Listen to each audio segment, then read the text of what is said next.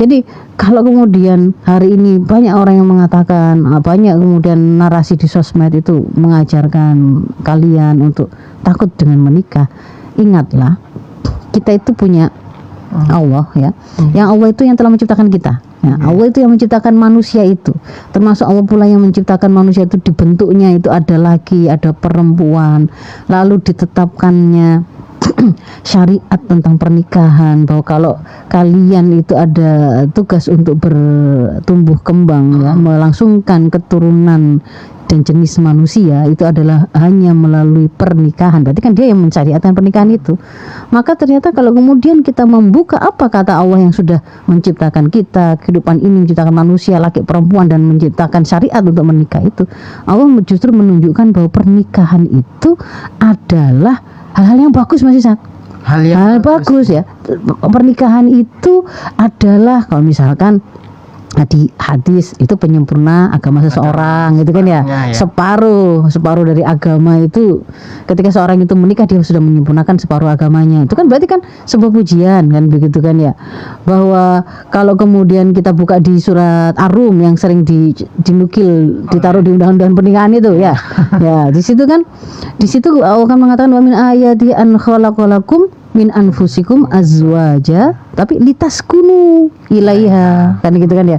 Bahwa di antara tanda-tanda kebesaran Allah itu, Allah telah menciptakan dari diri kalian sendiri itu azwaja, pasangan-pasangan kalian dari jenis kalian, litaskunu ilaiha, agar kalian itu merasa sakinah, tenang, tentram dengannya gitu. Wa ja'ala bainakum mawaddah wa rahmah. Jadi dan Allah akan menjadikan di antara kalian itu ada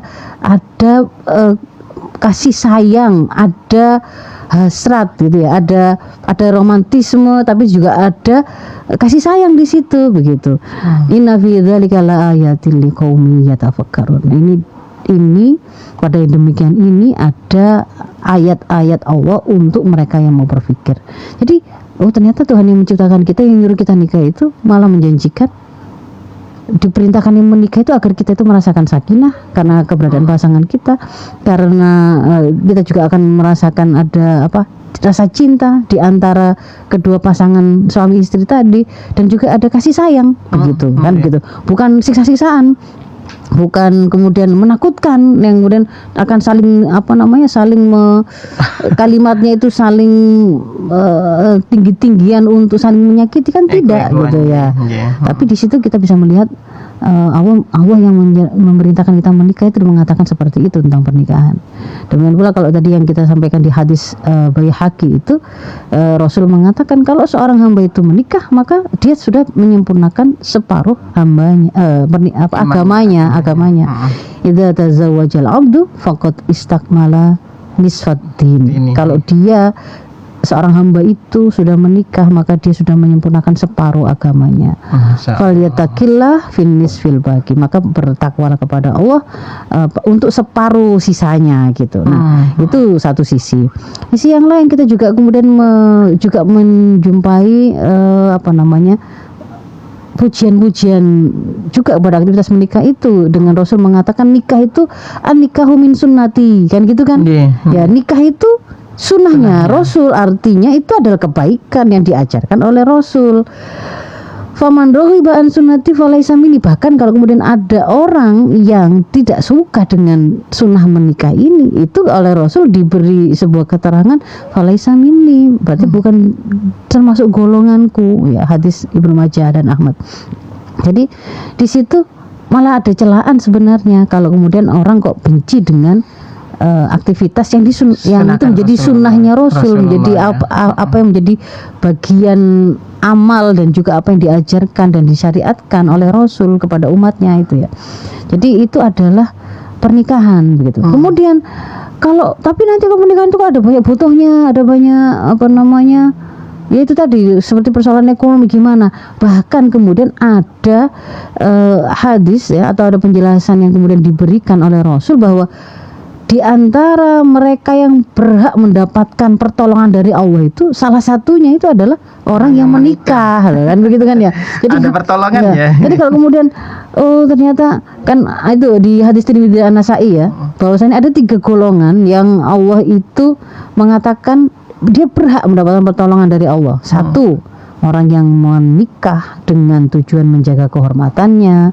Lalu yang kedua itu budak yang menginginkan untuk mau membebaskan dirinya gitu ya. Lalu yang ketiga adalah orang-orang yang berjihad di jalan Allah. Jadi di situ di antara 3 kelompok yang dia itu dikatakan diberitahu oleh Rasulullah itu berhak mendapatkan pertolongan Allah, itu ada orang yang menikah karena ingin menjaga kehormatan dirinya. Nah gitu ya. Jadi kalau kemudian malah ada, kalau hari ini itu kemudian ngapain nikah malah harus bertahan dengan satu orang, enakan zina gonta-ganti pasangan, jelas itu berarti kalimat kekufuran, itu kalimat salah. Maksudnya kan kalimat yang mengajak maksiat, maksiat. Malah kemudian merendahkan dan mengatakan buruk pernikahan itu, tapi justru malah memuji atau mempopulerkan atau menawarkan maksiat di zina tadi dengan mengatakan itu lebih menguntungkan. Padahal kata Rasul ya, yang sebenarnya kalau hadis itu kan sebenarnya juga sisi kontennya itu ya adalah wahyu ya Mas Ishak, cuman redaksinya adalah dari Rasul.